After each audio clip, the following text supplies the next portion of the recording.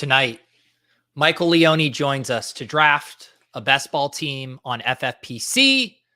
Will he have the alpha plays for us? Will he have the olds for us? Only time will tell. It's ship chasing time. Pat Fryer Helmo. This is why I'm hot. Anita Handjob. Fix your sight. Jamar. Alpha play chase. Are you kidding me? Kadarius Toney? You can't handle the heat. It looks like we're finally piss boys. You're right.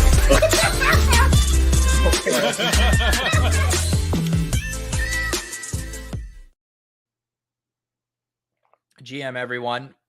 My co-hosts, our guests are all prima donnas who apparently don't have to show up when the show's starting. I told these guys, I said, look, the draft starts at 9:15. The FFPC was very nice. They were able to schedule one of their normal 10:30 slots for us at 9:15 for this stream's purposes. I said, we're going to start the stream at 9:10. You know, last week it was a little chaotic. And yet no one listens to me. And they just show up whenever the hell they want. What's up, man? I've had the worst technical difficulties today. I mean, if anyone wants to see how bad it got, you can check out Spike Week. I was on with Bind4 on the Best Ball Bros, and my camera I literally looked like I was a corpse that had been animated, like pure zombie, gray skin. It was insane, and I actually got my camera to work again. So, do you have? Is it Spectrum internet out there? No, it's my computer. It wasn't the internet. It was the driver for this. I don't know why, but I have this like webcam, and the driver just like wasn't on my computer anymore. And then I had to install a new driver, but it's clearly like a super outdated one. I was like barely getting this thing to work. So it was like really grainy, and like the color was way off. So I reinstalled the correct one, but like to get it to work, I had to restart my computer, and there was a whole thing. So that's why I'm late. Is this Big Peacock IT walking you through this, or are you doing this on your own?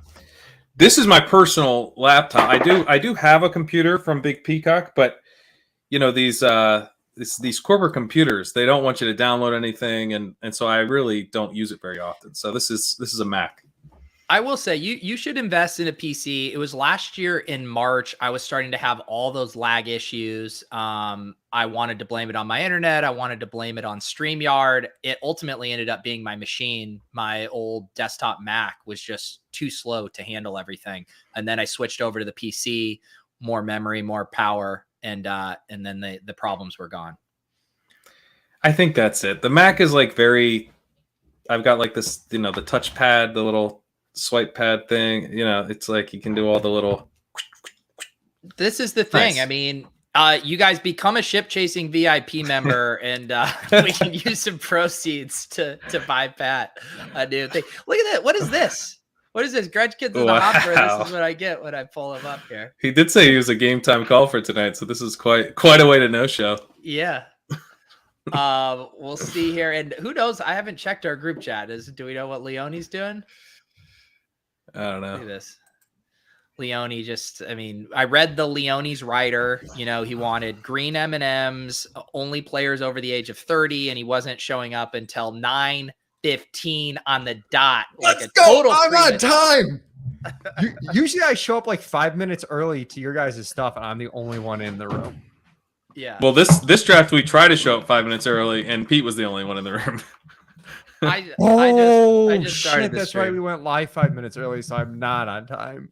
No, this is the thing. The chat gets absolutely ruthless if I even start this stream like a second late. I said it was going to start at 9:10, and I was like, these guys will eat me alive if I don't go live.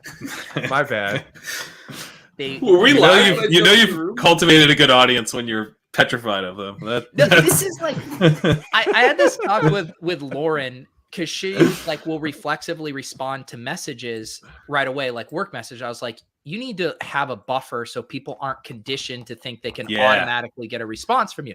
In the see, I put myself in the same thing with our viewers because I'm pretty prompt with my streams. And so if I'm just 30 seconds late, they're like, oh, this fucking guy. I was like, you don't know how quick you have it. I was like that with my non-fantasy. Just like if at a certain point, this email's getting answered tomorrow. I'm not answering this now. I'm so bad at that. In Slack, I'll get a message. I'll be like, I'm going to do that tomorrow. And then 5 minutes later, I'm like, all right, I'll just answer it now.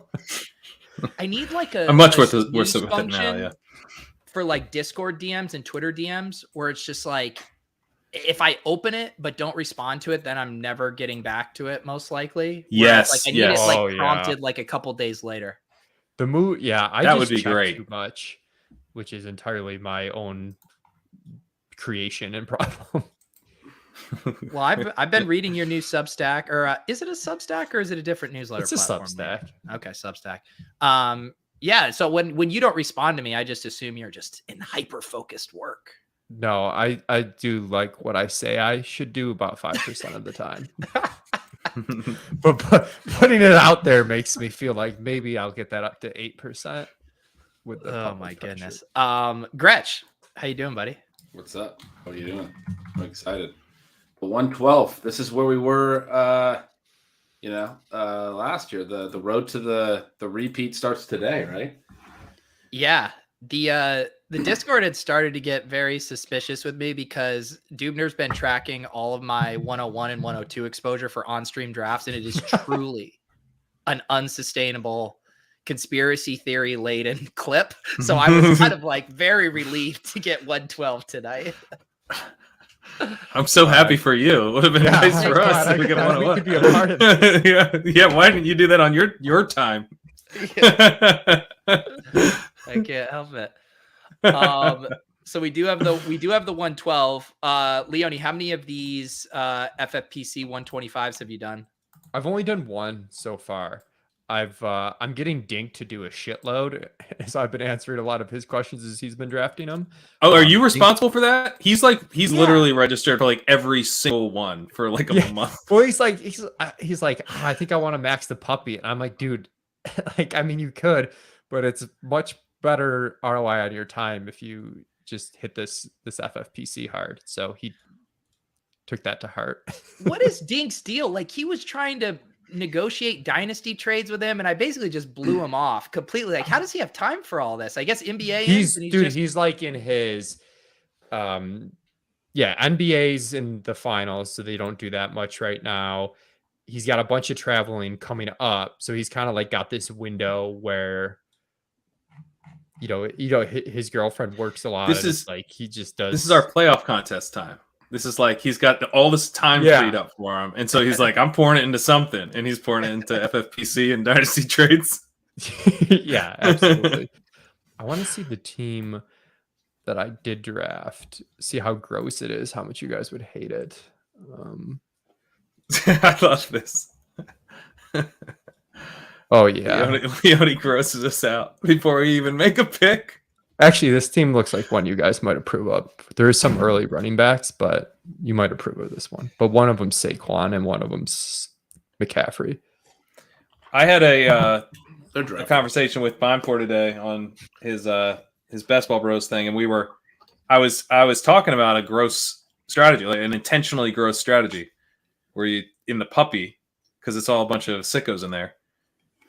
I've taken like Derrick Henry or like, Leonard Fournette or whatever is like a gross anchor. And then I build around someone I would never otherwise build around, like as a way to differentiate. Oh yeah. Like we're definitely getting set up to take a gross running back here. Well, I don't want to do it here. These aren't wide receiver sickos. I don't want to draft gross running back in this draft. No, it is. This is like 90% wide receiver sickos in this draft. God damn it. I've talked about this. Those drafts are hard because, like, let's say you take the running back now, the sickos just don't stop. So then, like, at a certain point, you have to stop drafting running backs, even if the value is good. And it's this weird thing where you almost can't be fully contrarian against the room. Yeah, I mean, I assume in most of these drafts, one of Adams or Diggs is going to be available for you at the 12. Yeah, Yeah. And instead, we're looking at Najee. We'll look at Dalvin Cook, CD, Mixon, right? Swift, CD. Yeah. What about Pitts? Yeah, I like Pitts a lot here. I think we definitely need a wide receiver. I'm afraid to even mention that I have Waller ahead of Pitts. But I like CD. CD's the obvious wide receiver, right? Is there anyone that's even? How can you justify that? Dude, that offense is gonna throw the ball a shit ton and like be actually kind of good. Atlanta's gonna be so bad. Yeah, that's why they're gonna have to throw it constantly. They're still gonna throw less than Las Vegas. I bet a lot. Well, that's fair, but the target competition could be abysmal for Pitts. He could feast. I would book Pitts first Waller. I feel pretty good about that. Let's book it. Okay. So who are we taking? Booked. Who cares about that? Dalvin Cook. I think we take Najee or Pitts. I don't want Najee. I don't want any of those running backs, but we can take any of them. It's fine. I don't care. I would take Swift. Leone? I would take Swift as a running back. Who's the next receiver? Najee. Debo would be the next receiver. Debo. Pitts is fine. I mean, I'd take Dalvin here, but Pitts is fine. Yeah, we can go to Dalvin. But like, if you guys like Najee better, I think Najee and Dalvin are pretty. No, close. I don't think any of us like Najee better. Oh, okay. Pat said Najee and didn't say Dalvin. So I want Leone to be able to get his alpha play stamp on this draft, and then if the wide receiver avalanche happens and we get boxed out, then we could just bitch at him. It's really Pitts goes next. We blew it, guys. We could have had him. I mean, Pitts is fine. The thing on Pitts, and we just. Sean and I on Stealing Banana started doing some position by position stuff recently. We were just recording our tight end one that's not going to release till next week, but I kind of fell in love with Pitts on that pod. So spoiler alert, but Pitts, he's a like a second year wide receiver that we'd want to target in the second round. He had 1,000-yard season. He had a strong targets per out run. He was efficient. He had a strong ADOT, but he also was a tight end. Like you also get the tight end bonus. He's DK Metcalf with tight end eligibility. Right. It's that's a great way of putting it. Like I would want to draft him over Waddle if he was a wide receiver, I think. I mean, it'd be close with Waddle, like as the next best rookie or second year receiver after Chase, which is a group we want to bet on. It's funny you guys just booked a bet on it because I can see where Waller would maybe win that like 60% of the time. It's a classic Leone bet where he's probably going to win. It is. Yeah, that's true. It's straight points. Leone's probably got some. You could progressive bet it, dude. We could bet $1 per point. That's what we did last year on DJ Moore and Amari Cooper. Yeah, it's the same bet. I feel like if you want to, but if you want to progressive bet it, then you get the upside there. If you think that I'm beating you on median, do $1 per point. Look at Leone; he's all happy. I've got my money really good. I feel pretty good about this one. I think the target share competition stuff's overrated with Las Vegas. They're going to throw to 3 guys and only 3 guys, and they're going to throw a ton, and they're actually going to be good, but they're going to play against an amazing division that's going to force them to throw even more. And see, unless they're completely changing the offense, which maybe they will. I mean, they had a deep threat as like a big part of that offense. So, Keelan Cole, DeMarcus Robinson or whatever, they're going to run a bunch of routes.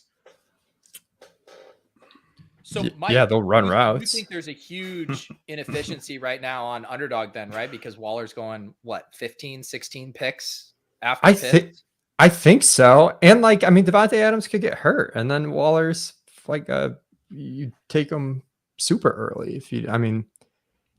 I like Wall. I'm in on Las Vegas. We did a lot. We just kind of redid our team stuff when we were looking at it. And I don't know. I think they're going to be. It's a fun take. Didn't I see Sean is calling Derek Carr this year's Matthew Stafford? I want to say that was a line in one of his articles. I remember. I mean, probably. He's been in love with Derek Carr for like 3 years. I don't understand it. I badger him about it all the time. Yeah, it's been really good. I was making fun of Carr too. Like he had that stretch to end last year and then start this year, and I was like brushing it off for so long. But I don't know. What was I? So he's in the fact that he's been efficient. He's not like some incredible talent. Like he's already playing efficiently, and they're already last year they passed a decent amount. Like and now I've like forgotten the dude's name. Who was their interim coach? I thought he did a fine job. It wasn't like a disastrous offense that's being saved by Josh McDaniels. So like it makes it a little bit harder for me to get excited about him because I don't think we're starting from, it's not like McDaniels is taking over the Bears or something. Yeah, no, I actually have them throwing basically the same as last year. Okay. Not more. Yeah. I think there's an upside case beyond that. Just given the way it shakes out, you can see so many shooters. Like, you can tell yourself a narrative beyond that. But as a base, I haven't thrown as much as last year. I think Atlanta's going to be like putrid to the point where it's not, that good for anyone. That's definitely Pitts a is awesome. realistic Like outcome. Pitts is awesome. I mean, 1-2 turn, I would tight end premium. I prefer Waller, but I mean, what Ben said, I mean, there's like just purely on talent, like Pitts is a good pick. Plus, I'm not sure Drake London's a great fit for Mariota. So, like, I do wonder if he kind of emerges as the top option this year. Pitts, like, truly. They ran 59 plays per game last year, and they threw like 62% of the time or something. I don't know. They're going to be worse this year. But their defense sucks. Their defense is bad. Like, dude, Pat, week 1 DFS, I was so pumped to have like an Atlanta Philly stack, and we were getting Mike Davis runs down 10 with 6 minutes left. Yeah, that's fair. That's totally fair. They're gonna have like a -8 pass rate over expected. I'm with you there. They'll try. They're not gonna embrace it. But I mean, I feel like the Falcons are probably a hard team to project, right? I mean, we haven't seen Mariota in a while. There's lots of, I feel like, inputs that are hard to nail with this team. Yeah, I guess I just assume Mariota is going to be bad. Maybe that's not fair, but I think Matt Ryan's probably better than Mariota. This is a fun one from Sam. I agree Can we with hear that. a CD versus Debo debate? Seems like one has proven he's way more talented than the other. Are we overthinking the situation here?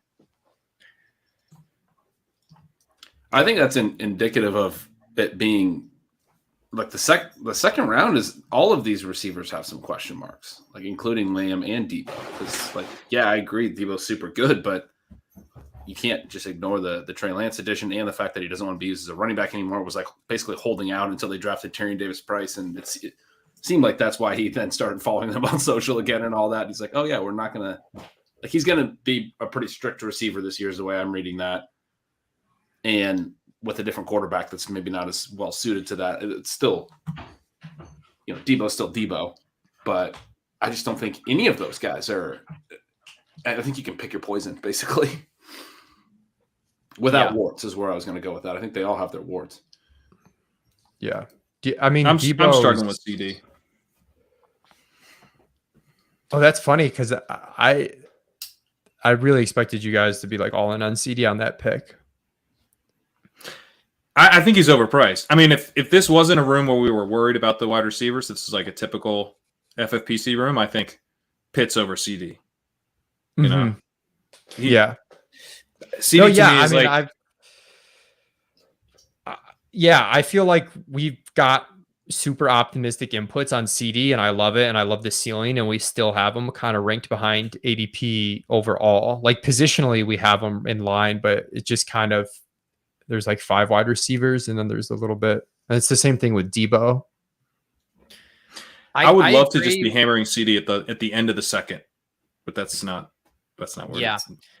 The other thing that makes it hard with CD is I agree that he's probably a tad overpriced, but what event is going to push him down, over the next few months? Like, it's hard to imagine him getting cheaper. No, he's probably, and I mean, that offense runs so many plays, and Dak's really good. I mean, it could go really well. It's just he's honestly probably like appropriately priced because you've got this really high upside player.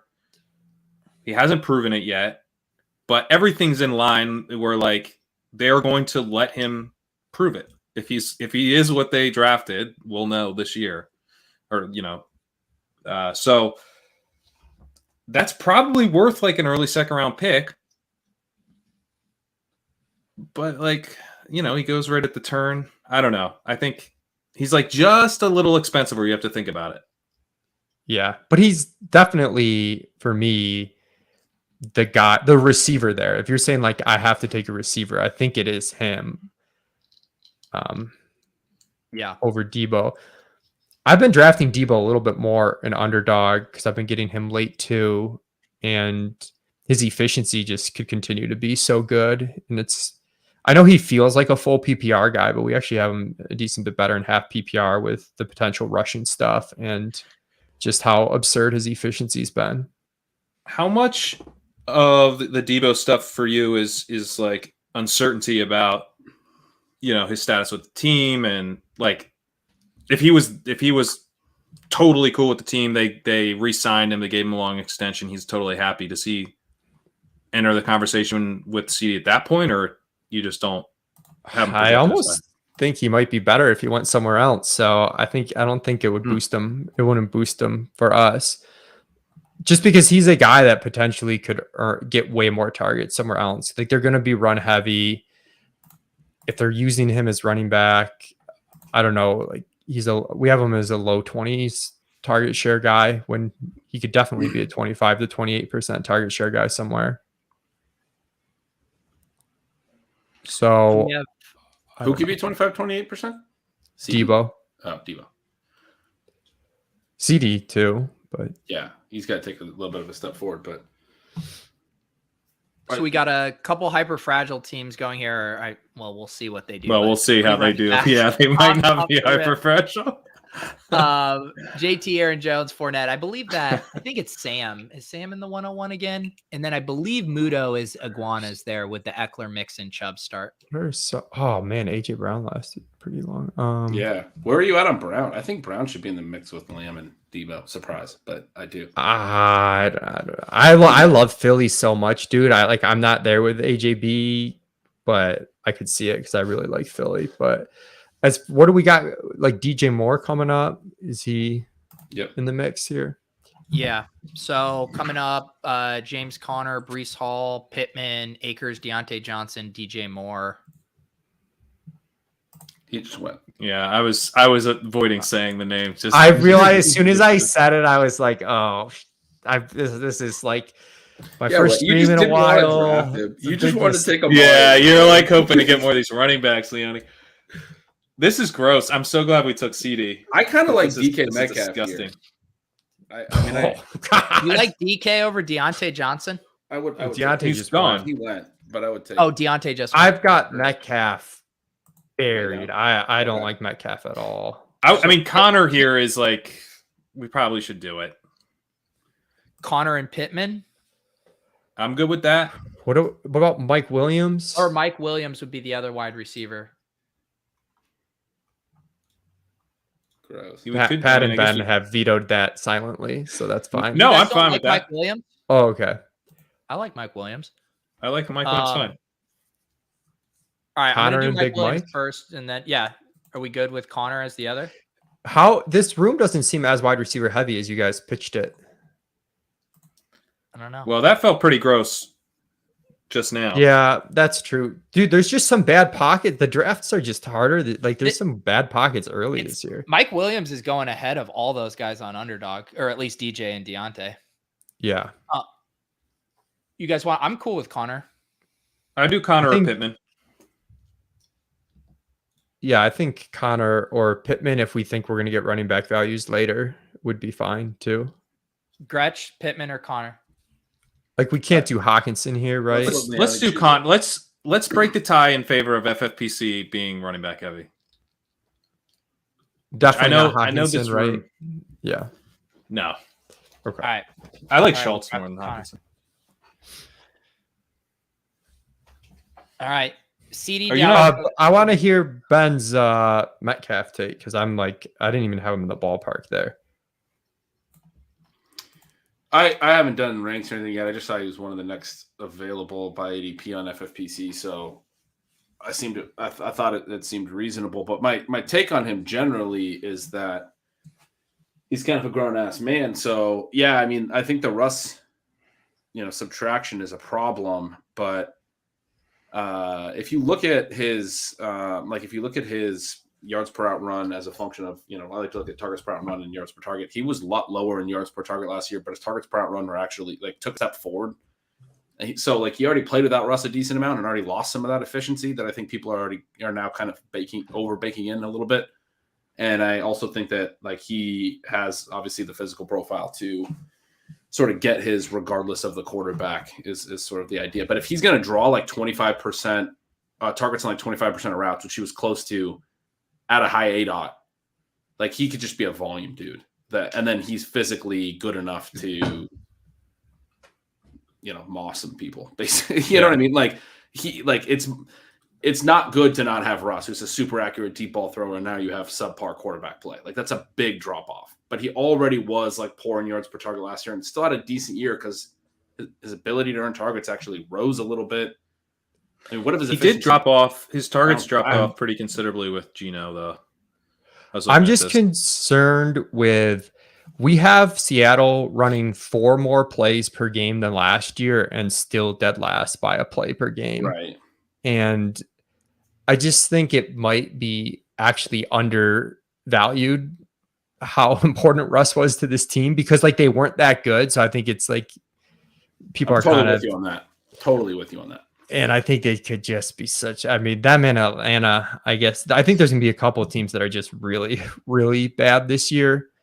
Leone, so I'm a little worried. I don't know.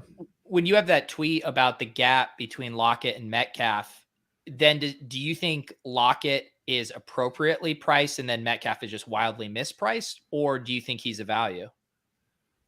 The former. I think Lockett is at a spot where he's fine. And I think Metcalf's there's no way there should be 23 wide receiver spots apart though. I definitely would take Metcalf over Lockett, but 23 wide receiver spots apart, the difference between wide receiver 19 and wide receiver 42 is, that's just, they scored the same amount of points 2 years in a row. That's the stuff that I'm not as up on. Did you consider that DK's a beast and you can fuck a projection? I like to lean into being a boomer when I come on this show. Find a way to fuck your projections. Lockett had a career high in yards per out run last year, and he had it was 9 targets a game when 4 games with Geno. Geno seemed to look for him, so I'm not super bullish on Lockett, but I do agree the gap is pretty wild. It's funny, the narrative though is that Metcalf was much better with Geno because he scored touchdowns. He scored 5 touchdowns in 4 games. Yeah, that's not going to happen again. I mean, yeah, that's not going to happen at that rate all year. But that's his profile, right? Go back to the free score research at Rotoviz all those years and everything. DK is going to be a high touchdown guy for most of his career. Yeah, he'll have a high touchdown rate for the team, but this is a team that could throw very few touchdowns. I mean, he was wide receiver 15 last year. I guess he played every game, so maybe in points per game he was worse. Yeah, he was wide receiver 26. It's quite a bit worse. That's about where we're looking at taking him. My thing is, and he had a lot of TDs last year, but his efficiency was actually good his first 2 years, and then it was way down last year. And so in yards per target, yeah. No, he had a 25% target per out run. That's awesome. But what about this hypothetical? Because I know this rumor is still lingering out there. Historical Anomalies asked if Baker would change anything for these pass catchers. Yeah, I think so. I mean, Drew Lock and Geno Smith are way worse than Baker Mayfield, I think, especially from an upside standpoint. There's a chance Baker's still pretty good. I don't know. Maybe I'm giving him. No, I agree with you. I mean, he was playing through a bunch of injuries last year. I think the Baker's dead NFL viewpoint is kind of weird. There was a real excitement about him. I just took him in my ship chasing dynasty startup as my 3rd QB. Guy's going to start again at some point. I mean, it's good, cheap 3rd quarterback. We almost had Mitch Trubisky starting for a team this year. Baker will get a shot. We probably will get Geno Smith making starts. Baker's going to start. Yeah, I mean, Baker to Atlanta is dead, but I'd feel better about him than Mariota too, I think. Oh, easily. Although it would be fun if Mariota like goes full dual threat like he flashed with the Raiders. Leone, I Yeah. think you made great points on DK Metcalf. I guess part of why I even would look at him there is I was looking down the list, and it's like this does get to be a pretty weak range of wide receiver. I mean, it's interesting, and we've talked about it on the show a lot. Where are you at with like the 4th, 5th round relative strength, like especially compared to last year? We were getting like T. Higgins in this range. He didn't even have a great year, and he's going higher now. It feels like a lot of these wide receivers have. I mean, Cortland Sutton is going here. He didn't have a great year. He's going, I think, higher than last year. It's like I feel like this area of drafts, this dead zone, that is usually so wide receiver friendly. Definitely some question marks with some of these guys. No, 100%. I felt like from the second we did ranks for this year that way, but sometimes when you do it early, you're not sure if you just aren't attached to players and if that'll change over the offseason, but it really hasn't. If anything, it's been solidified. There's some very uncomfortable spots in drafts early, whereas last year, the 3-4 turn, there was never an uncomfortable spot, right? At the 3-4 turn. I mean, Cooper Kupp, Lockett, More, Woods, DJ Moore, Amari Cooper. But like, I mean, you could pick whichever one you like the most. But Mike Williams, I really like because I like this offense so much, and I think he's the big play guy. And we did see stretches where he was getting targeted as frequently as Keenan Allen, which if he's anywhere close to targeted as frequently as Keenan Allen, he's probably going to blow Allen out of the water. But it's an uncomfortable pick. Like there's like pretty legitimate downs. This Michael Pittman pick too. Like, right. I mean, that's an offense that's going to be super. I mean, Pittman's really good. Maybe I'm just too, but it's not the same as last year for sure. Wait, what were you going to say about the offense? Because I'm somewhat optimistic about the offense. They were pretty pass heavy. They weren't like a shell of an offense on 1st and 10 to start the year. They generally, I think, are a well-run offense. I think they're pretty smart coaches and everything. It feels to me like they just packed it in last year with Carson Wentz. They're just like, this is not working in the passing game. We're just riding JT. Yeah, no, that's fair. They should be better this year, but their pass rate 2 years ago was basically the same as their pass rate last year. I mean, they're gonna be run heavy. It's just a matter of how much. And the pace could be a lot better this year, but I don't know. Rivers always runs at a faster pace, so I'm not sure. Their pace last year, they were this. I looked at time left on the play clock in the first 3 quarters and kind of neutral situations, and Indy was the slowest paced team in the entire league. So that's they did slow down though. They slowed down over the course of the year, which is I think that comes up. I think Wentz is just such a disaster. I think that comes up. I don't know. It's not horrible. It's just not great either.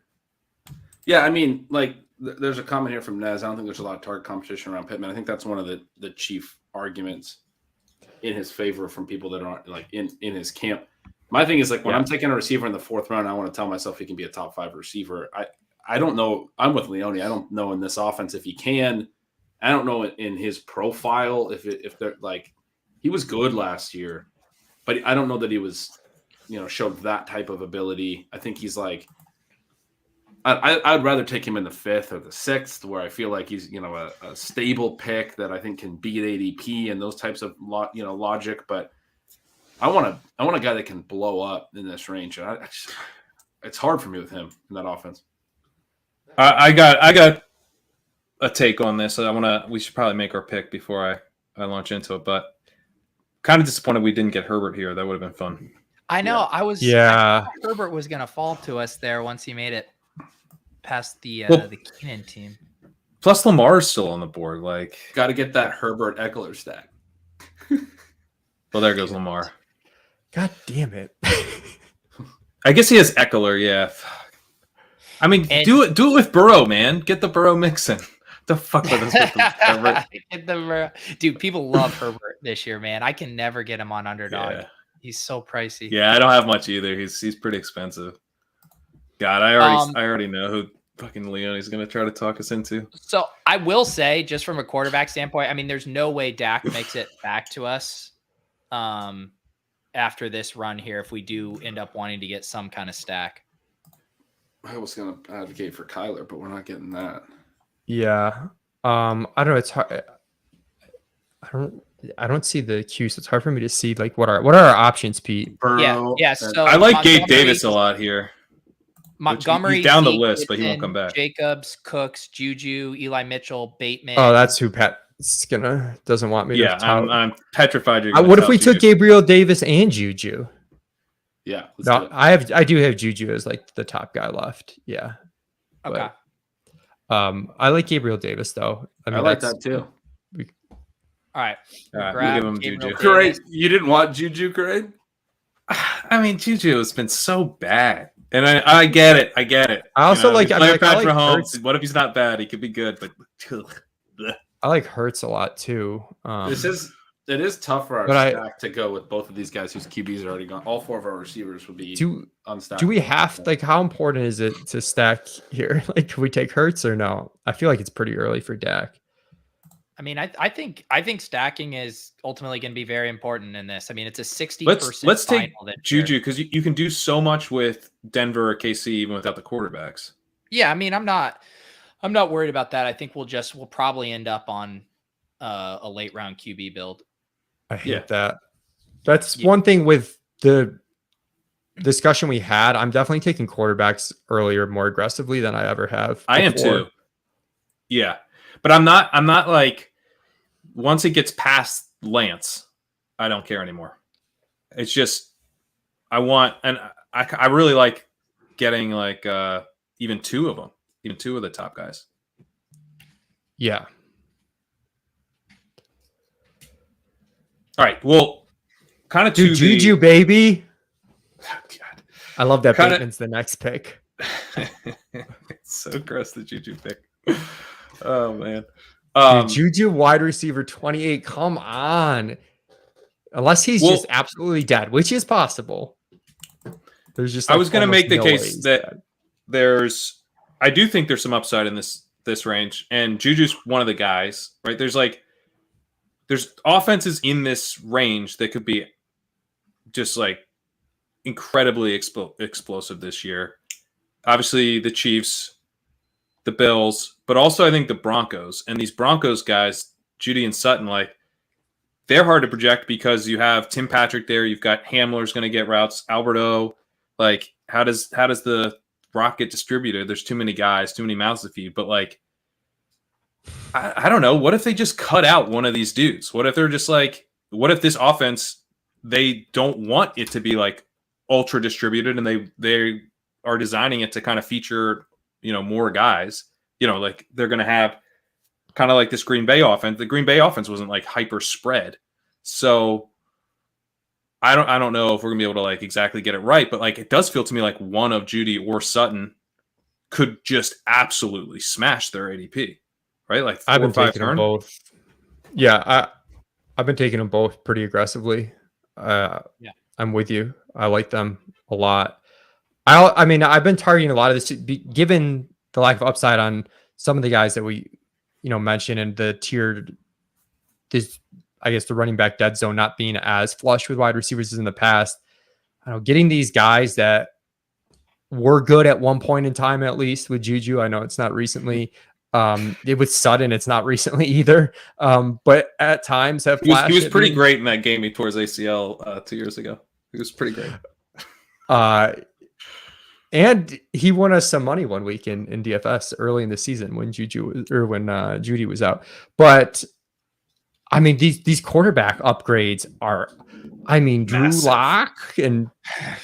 Drew Lock / Teddy Bridgewater to Russ, and then Big Ben to Mahomes. There's just part of me that's like, let's just gamble. I mean, if someone's getting drafted in round 2, it's probably going to be, not Terry McLaurin. It's probably going to be Jerry Jeudy next year. Yeah. Yeah. Judy also only ran around on like 77% of dropbacks or something crazy like that last year.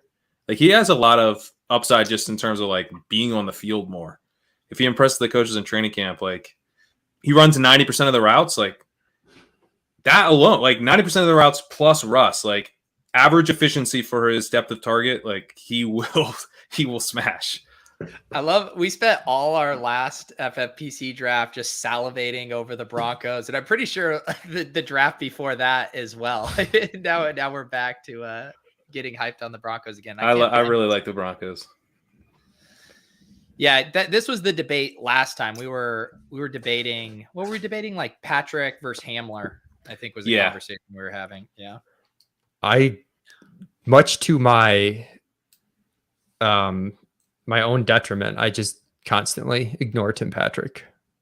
Yeah. I'm the only Patrick stand here, and I hate it. I don't want to. Patrick's been like in DFS. Patrick, I never play him, and he's had some pretty big, just ignoring him. Games. It doesn't matter. He's not a real player. He's ahead of Hamler on the depth chart. They paid him. They gave him a long contract extension, and like he's been player. Okay. Has Russ featured Tim Patrick on his Instagram? I rest my case. They just grabbed two first names, jammed them together, and wanted you to believe that was a real NFL player. It's two kids in a trench coat. Yeah. It's Tim and Patrick running on top of their shoulders. That's why his yards per route run sucks. He's got to coordinate the two different kids. No, turn left. There's someone Pat and I can agree on to take next if he lasts. I don't want to say who. Was it Dulcich? It was not Dulcich. It was Traylon Burks. I should have known better with this group. Yeah. This build with a J.K. Dobbins hero build, they weren't going to let us have Traylon Burks. And then they're going to get Dak on the way back probably. Yep. They almost got Burrow to fall to them there too. Burrow with the premium Chase T. That one has to sting a little bit. We got Gabe Davis. Suck on that, Rossetti. This team, like if you look at this draft, this does look like a ship chasing Leone. Oh, it's so beautiful. I was so jealous. That's so jealous. Yeah. Our best teams are when we reach across the aisle and compromise on a few picks. Dude, I know I like running backs, but the Dobbins ADP doesn't make a ton of sense to me. I don't think it makes a ton of sense here. I'm okay with where he's going in underdog because it's just like he's talented and he's been going at like the 4 or 5 turn in underdog, and we're talking about how these wide receivers aren't as good. I got him at, I don't know. He should be a third round pick. 5'8" or 5'9" today on underdog. Yeah, it's awesome. 8. I don't know if he should be a third round pick, but if he lasts to ADP, I think he's very clearly. Wow, no Russ there. The Judy Sutton team goes Thomas Hopkins. I was very surprised. That is crazy. I was really. That's like just sure a mistake. That Russ was going off the board there. Yep. I could kind of see if you started running back times 3, where maybe you felt like you needed more wide receivers, but Michael Thomas and Hopkins are probably not the names. In their defense, he's going to get at least 10 games from both of those guys combined. So. Thanks, Leone gets the Brady double. Okay. That's on brand. That's a fun. That's on brand for a Leone named team. That is very on brand. We definitely have those guys all as picks where he took them: Evans, Godwin, and Brady. I thought we had a way outside shot of getting Dak. No, I did until I saw he had Schultz and knew what he was doing, and then it was like, yeah, just I knew that. And he's got the Traylon Burks spring back. He set that up around earlier. If he could have got Burrow, though, he wouldn't have been able to do that. So this is all I know, I's but fault over here. Yeah, it all comes. Who stole Burrow? You motherfucker. Oh man, where's fucking I? I mean, there's no I in team. I'll tell you that. Yeah, there's. Fucking no eye in Burrow. What are you doing? There he went. He just went. God, I'm having a hard time tracking what's on the board. Yeah, I'm not in mid-season form. I just saw in the other window that Drake London went right there. I'll read off the top of the queue. So you got Eli Mitchell, CEH, Kenneth Walker, AJ Dillon, Russ Wilson, Miles Sanders, Adam Thielen, Zach Ertz, Stafford, Ayuk, Pollard. I always like eyes gloss over. What are you sorting by? Because that's a different order than the I order also I'm have the seeing. RotoViz command center up, which has Oh. the more current ADP, I believe. Gotcha. Best. You only named a couple receivers. Best receivers are Thielen, Renfro, Ayuk, Sky. That is fantastic ADP, perfectly accurate ADP. I Lockett, Garrett can't, Wilson. Leone. I need you to shut down the side. I'm Doing big. it, yeah. I mean, Leone. we're not taking Sky at 7-8 turn. Don't worry. Noted best ball grinder Drew Dinkmeyer logs into the chat tonight. Welcome, Dink. Dink he started with, I think he got somehow like Fournette, Evans, and Godwin in a league, and a guy who had Herbert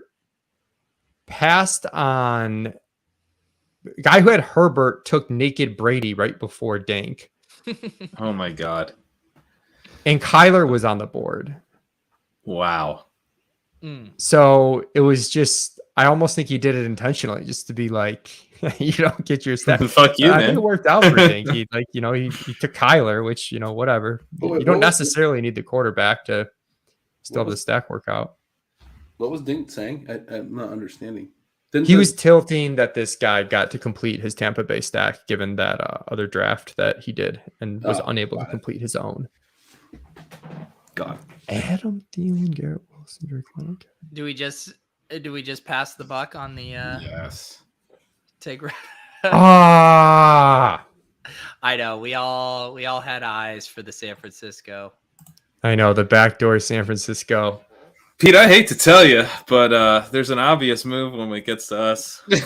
It's kind of an obvious move. Oh, I think I know what it is. I don't think you do if you're that excited. It's Oh yeah.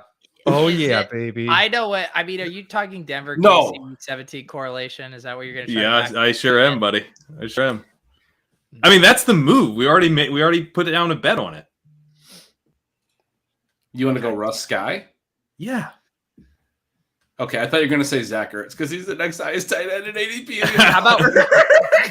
How about Russ CEH? That's disgusting. Take it back. I would definitely take CEH above Sky here. Thank you, Leone. I mean, let's yeah. get some order in this house. CEH is literally not good at anything. It's literally just, I mean, talk about a dead zone type running back. I was mocking Davis so hard. I was in one of the Triflex startups, and Davis in our Dynasty League basically went all in on CEH as the first pick that year. And I think, wasn't that the JT and Burrow class? Yeah. So this startup I did, JT and Burrow went like 4-5, and then CEH went in the 11th round. And I was like, it's rough, man. It's so. I do think taking Sky on a Juju team is a little tough because I kind of do think their bull cases overlap. I'm on board with the Russ angle. I was gonna pitch the Derek Carr Hunter Renfro skinny. Oof. I think Russ is a no-brainer here. Russ is a no-brainer. We got. I mean, yeah. I think, dude. I think Russ CEH is fine. What's wrong with? Well, if we're going running back, I'd prefer AJ Dillon. But I think Sky's a way better pick than CH. CH is just he just isn't good. I don't think we need like this is right. I've got CH 25 spots. I've got CH 2 rounds ahead of Sky. I think the CH hate is probably gone too far. Like he's there, and that's enough for me to take. I'd rather take AJ Dillon. I'd rather have Miles Sanders. I mean, Miles Sanders is a decent breakaway runner. He does. Do you think Miles Sanders is that much better that you would forego the correlation here? Like you have him that much further apart. Like I feel like this is take lock. You just hate CH. I think CH should be like a 10th round pick. That's where Sky Moore should be at least. So I guess we're getting closer. Scratch. CH, AJ Dillon, or Miles Sanders? I think CH for the correlation. I like AJ Dillon a lot. I'm with Leone's comment that I don't think we can like Miles Sanders that much more than CEH. Producer, roll the CEH. There literally are no highlights to play. It's him getting stuffed to the goal line. It's literally him getting stuffed to the goal line and then getting cucked by Jerick McKinnon. That's his career highlights to date. He's been atrocious. Dude, who's gonna catch passes? We can get honestly, dude. anybody they sign, like Yeah. some fair. like UDFA that emerges in training camp. Like CEH's yards per out run was 0.01 better than Ronald Jones last year. Like he has sucked at catching passes. He just has. I don't really see any talent-based arguments holding water with CEH. It's just like he's going to be more trusted than Rojo on passing downs, which I do agree with. Pat, do you like Rojo? Is that part of this tape? No, it's not like. Well, I mean, I wasn't arguing for Rojo here. The Like CEH bull case is like the Devin Singletary last year, and this is definitely a little bit early for a Devin Singletary bull case to pick. Yeah, I agree. I mean, we were taking Devin Singletary in the 12th, 11th, 12th round. But Zach Moss was going 3 rounds. Zach Moss was going there. Yeah. But I mean, Zach Moss wasn't going this high. So you're getting Zach Moss was like what, 9th, 10th? But the two of them together were going. It was like 9 and 12. But I don't know. But like just archetypically, like yeah, I agree with that. He exists. Yeah, that's your okay upside. and. Right. He's the other guys kind of suck, and they're just like the easiest thing is just to leave this dude out there. And I don't think Rojo has that in his range of outcomes. Rojo's not going to just get left out there because that's not the type of back he is. Can't play all 3 downs. I think you're making a really good case, Pat, but just with the correlation, it's like I think your case only lands if we're saying we're not taking CH in any. Like for me, it was like, well, I don't think I've taken CH in a single draft this year, so this makes sense. Well, if Sky wasn't available, I think the correlation pick would have been more appealing to me, but like, I know we're concerned about Sky Juju. What I was saying? No, when the offense rolls, everybody rolls, right? Like they're both going to be out there together. Is the idea? Is Juju's going to play in the slot, and Sky's going to play on the outside? You would assume. I mean, I don't think you take Sky Moore in the second round if you think he's purely a slot receiver after you just signed Juju Smith-Schuster. I mean, that would be a really weird move. So they should be able to play together. And I mean, Sky Moore is a highly productive 3-year wide receiver, super efficient in yards per out run, awesome yards after catch numbers. Seems like an ideal fit for the Andy Reid West Coast offense. Like, going to be kind of more like a Jeremy Maclin type. He's, I don't think he'll be like hyper explosive, but man, like, this is such a good argument. And Pete Leone are just like eyes glazed over, like we get it with Sky Moore. Well, okay, but. I mean, the Sky Moore's like he should not be going at the 7-8 turn. I don't even why. know. I mean, we're taking Juju, who has like been awful the last few years, like just straight up awful. And the whole argument Juju hasn't been any worse than like Deontay Johnson on a per target basis. He's not earning targets, dude. Yards per target isn't sticky. Like he doesn't always get any targets. He's always running route. Like he's going to be out there, and he has a season or two. JJ Arcega, the Whiteside ran a lot of routes too. Like if you're running a lot of routes and you're not getting targets, like that's like death. That's Terrace Marshall. Like, dude, that's like the worst red flag you can have.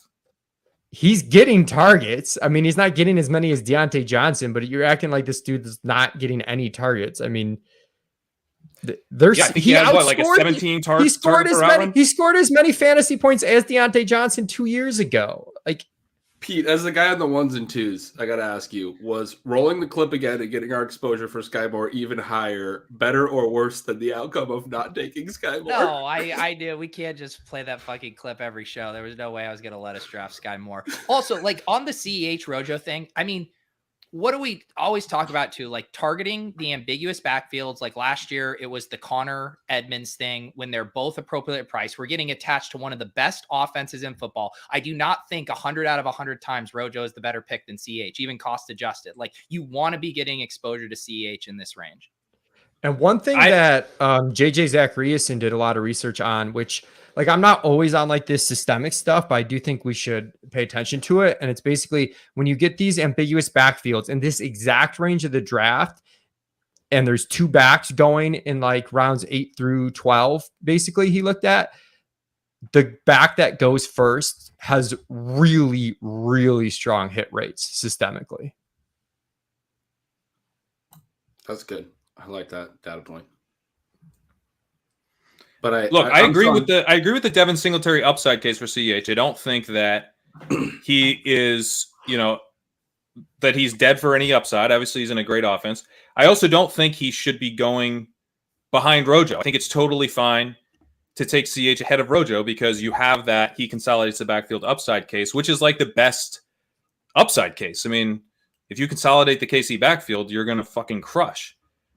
But I still think CH is probably a round and a half overpriced. I mean, compared to the Zach Moss pick, like if he was like in the early 9th, okay, that feels a lot better to me. That feels a lot better. Okay, but like for the correlation where you're gonna nitpick one round when it's correlated. My other case was a wide receiver who's. I mean, if we're playing Denver KC in week 17, aren't we playing for passing? Like we're playing for a shootout. Like so the correlation would be better. Like for zoning in on the like one very hyper specific outcome. Like no, like, it's not. What's higher correlated? Opposing wide receivers are higher correlated. Who was the winner in the Kansas City Cincinnati stack last year? Daryl fucking Williams. Like I'll also say when I say correlation on the CEH pick, I mean in the macro sense in betting in the Chiefs for the whole season. Like I was arguing for another Chief, dude. I mean, like I think it's weird to be like. I mean, my stuff might be way off, but I have Sky Moore 2 rounds behind CEH. If CEH is overpriced by a round or whatever, Sky Moore is also overpriced by a round or whatever. If not, I think Scott. What'd you say? I said, but we have a clip for Sky Moore, which is a point in Pat's favor. We should have taken Sky Moore. Sky Moore's definitely a bit overpriced compared to some of the other wide receivers. I think like if you're able to get Garrett draft Wilson, capital alone, like he's being overdrafted relative to some of the other wide receivers. Garrett Wilson did go higher in this draft. Like this was a draft where Sky fell behind. Garrett Wilson. Garrett's off the board. I have no problem taking Sky Moore over Olave. None. I think just for offensive upside, I mean, the Saints could be disgusting. Target competition sucks. I personally think Sky's a better prospect than Olave. Yeah. So Olave's the next rookie wide receiver to come off. Like in this room, Garrett Wilson's gone. Treylon Burks is long gone. I actually don't think that we were really reaching for Sky Moore here. I'm convinced. Shocker. I also just like the CEH hate. I think that was really strong stuff. I mean, he sucks. I mean, I'm with. But you guys know I will put a little more stock in the projectable volume, and sometimes. But I mean, works, like sometimes it doesn't. we talk about ambiguous backfields a lot. Sometimes it works, sometimes it doesn't. And the Denver point, like, sure. I'm very excited about Denver because I think Denver's probably going to be. We get to draft Melvin Gordon. This is awesome. Denver's going to be a team that like we're going to be wrong on, right? Like we're going to be. There's no way to kind of accurately project Denver because there's like just too many guys there. So like it's going to break and someone's going to benefit a lot. But like you could say the same thing about Kansas City. Like the projectable volume is fragile in Kansas City because it could be MVS. Like MVS could add an extra element to his game this year and smash his ADP and make the Juju and Sky picks look absolutely terrible. Like we don't know how this is going to go. It's a completely different.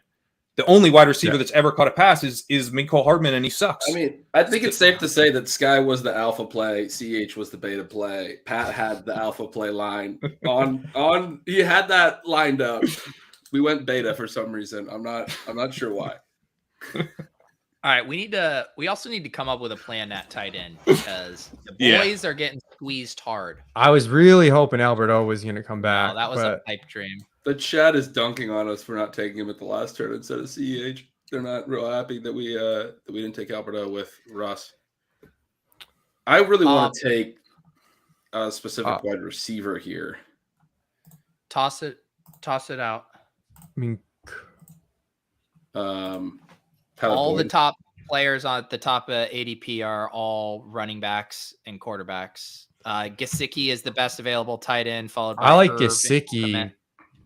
I have Gesicki as like definitely the best. Oh, he just went. Oh, okay. What about Komet and Irv Smith? I like Irv Smith. I'm super on Irv Smith. I'm good with we already got Cook, so I'm down with that. Yeah, we Who do they play? The Packers? They play the Packers, yeah. Could have had that Herb AJ Smith Dillon, and Christian Watson. that AJ Dillon correlation, but we blew Who it. was your wide receiver, Gretch? Was it Boyd? It was Boyd. God damn it. Christian, Well- I actually don't even really like Christian Watson at all. We just took the unders on him. I don't like Christian Watson. I mean, I don't hate it, but I don't like it. I don't like it here. I don't. But wide receiver is getting thinner. it's thin. It's already thin. I like Galladay. I like Rondell Moore. Yeah. What about we could just what about a take leap of Irv faith on and Gallup? Komet. I Yeah, you think could take Irv and Komet. You could take them both. Let's just double tap tight end. Sure. Okay. Sure. I like There's that. some. I've been really liking some late values on the Detroit wide receivers too, which goes with the Bears dome game week 17, baby. But like Chark sometimes goes really late. That was Sure. smart. That was a good turn, guys. We're back at That was we're back good. at- That was good. An alpha player. We got some Everyone- correlation everyone play. pats Set ourselves themselves up for some back. correlation play. That was nice. Yeah. A little kumbaya moment for the group. Yeah. We should probably take Jerick McKinnon in the 18th round to get that Chiefs correlation play with Denver. And CH is going to be fucking benched. There's what I mean, CH sucks. So I mean, he could bench in the I don't playoffs, want so he it. probably doesn't suck, right? Is that a good sign? I He just wasn't want to. fully healthy, Patrick. But you usually don't have the takes like me where it's like you're basically saying never to draft CEH. But and Not at this price. I'm convinced. I'm not taking him at this price. I'm just not. The price is fine. It's not. It's a gross It is absolutely fine for the running back one on Kansas City. Yeah, it's fine. I It also would be just if he not love was the good. chat. even It's fine. remotely the running back one. The chat is so sick. He's We're a at this placeholder. point. We got one positive blurb on Romeo Dubs, and we grabbed 2 Minnesota guys, and this is the chat. Romeo later, set up Dubs, Dubs later. I mean, it's just like Well, Pete, you're the one saying we need more clips, so get us a dubs. Wait, we I got maybe, roll that dubs. Yeah, did we get a positive note on Dubs? Because I missed that. yeah. There was one that was like making back shoulder catches, and that he might be ahead of Christian Watson, who was struggling with drops, and now it's all Dubs in the chat. 7th round ADP. Let's do it. There is stuff, but it's like it's all from like kind of Packers Nation type of Yeah. Twitter accounts. Like it's not. I've not seen any like Sorry. Journalists say that Dubs is ahead. Packers fanboy 69420. Yeah, it is. It's like I don't know. I'm saying I think Dubs might be more pro ready. It's like that. But now, Pat, now that you've been on the news beat for a good while, who is the most trustworthy beat reporter, best beat reporter in the league that you like to hang on their words? While he thinks about that, let me tell this great story Good because question. I loved Dubs. If he hits, I'm gonna make us clip our post draft rookie mock that we did where I took Dubs way too high. I was super excited about it. But if he hits, my- we're gonna victory lap it. yes, yeah. But in my actual rookie drafts where I intended to get a ton of Romeo Dubs, our guest tonight was an asshole and took him like in every freaking league that I'm in with him, like 2 picks before I was up and ahead of ADP. Like, so you're in on Dubs too. Lee. I'll just Ahead blame of Amico. ADP. Dude, you know what I'm in on? I aggregate what you guys say and Amico says, and you guys are all smart. And then I do that, and I just don't draft Sky Moore like 5th overall, and I'm pretty good. When you want a player, do you trade down for like 4th round picks and then trade down again for another 4th round pick 3 years from now and then miss Oh the guy my you want? Is that your goodness. general strategy? What Leone just described is actually the GTO ship chasing tailing strategy, which is you tail everything unless there's a clip for the player, in which case you full fade. That would work out pretty well for you. I will say on the KC stuff that like Juju's contract is a little worrisome. Yeah, it's a prove it deal for a guy who sucked. Is that bad? You're really walking I back. think- Leone, I I've never think seen you- someone I think- power on the CH and Juju takes as much as you. God damn it, Leone. Where's the alpha in that you? was Well, like I was Juju just- I the was- alpha I was player. attempting to be reasonable, but now that Pat is not attempting to be reasonable whatsoever and refusing my No, olive this is me attempting, Leone. this Juju being absolutely terrible. Like I feel like this is like you being a slave to yards per route run in 2 years with an anemic quarterback. Well, I mean, okay, And not he's got like layering in any context around health and whatnot. Like he wasn't that bad 2 years ago. I mean, he fucking broke the FFPC playoff challenge, and some people wouldn't even play him, even though he scored as many points in the regular season as Davonte Johnson. I thought that was water under the bridge. This is all because we would have played you. Leone is You cranking should have up taken my olive branch. You should have taken the olive branch. the ETR subscribers are just suffering because Leone's still tilting our refusal to play Juju, which you were right about. Did you see Hassan and I were like tweeting about it? We're both still bitter. A year and a half later. Vindication. Is this your All right. strategy? Lauren says Pat is just wearing everyone down, so there's no resistance to. Well, it isn't. It wasn't, but it is now. That's Thanks, Lord. Yeah, I don't know that it's fair to say it's a slave to yards per hour run, given that like Pulling a Tommy fan. Chase Claypool has flashed in this offense. Pat Fryermuth flashed in this offense. Deontay Johnson is Pat like Fryermuth. What? Yeah, Pat Fryermuth is getting drafted like I think way ahead of what makes sense because he actually flashes a rookie tight end playing with this anemic quarterback. Like He guys scored have a couple of touchdowns. He wasn't like he wasn't good. He was okay for a rookie tight end. Good. He was fine. He had a pretty good year for a rookie tight end. But I just think like other players are doing fine. They're doing stuff that's moving their ADP up. He in this scored. offense. Last year was a disaster. I'll give you that. The year before, he scored as many points as Deontay Johnson. They acting like they were like in totally different stratospheres. I mean, that was just 2 years ago. He's had seasons that he's not that old, and he's had some remarkable seasons. He's cleared 2 yards per route run. That's true. In 2018, he cleared 2 yards per hour. He also stopped doing TikTok videos mid-season last year. Stop Maybe doing he's TikTok focused. videos. Commitment. Are you talking to yourself, Leone? Yeah. If I get a solid block of time, I'll pump out an hour's worth of TikTok videos. All right. I'd like to see that. I can't wait till Leone's like Ooh, Chris Hasselhoff in Carson. Germany. It's like Leone's really big on TikTok, guys. He's like everyone on fantasy Twitter just gives him all this shit, but he is massive with the preteens. So did someone fuck up their auto pick, or are they stuck with that in these drafts? Yeah. And his name is Thanks Leone. So I mean, it feels like a long That's time. pretty amazing. Chris Carson's a really good auto pick for a Thanks Listen. Leone team. Yeah. That was not me. I don't have any Chris Carson. I want to be distanced from. That was Rashad Penny. That would have made sense for the Thanks Leone. I helped people win $1 million in Best Ball Mania too. You're welcome. It happened. He giveth. We won't Rashad talk about Penny and Rashad he taketh away Perriman. with Rashad Perriman. If you drafted both those players at a high rate, you were probably pretty happy in the end. Oh, I was happy at the end with Rashad Penny. Who's going to be this year's Leone Perriman and Leone Penny? Juju's the Perriman. Oh man. And we don't have Mike Davis. We have CEH like at ADP, I think, or like even like a Yeah. little behind. Like the Juju thing, I do think there's like I think his mega floor is like really bad, like almost Perriman level. Like there's just like a 5 to 10% outcome where it's really bad. But I actually think like his like floor above that's way better than people think, just because I think he's going to be out there and run routes the entire time with Patrick Mahomes. 25th percentile outcome is still good because he's with Kansas City. Yeah. I mean, and he's going to probably run routes the entire season.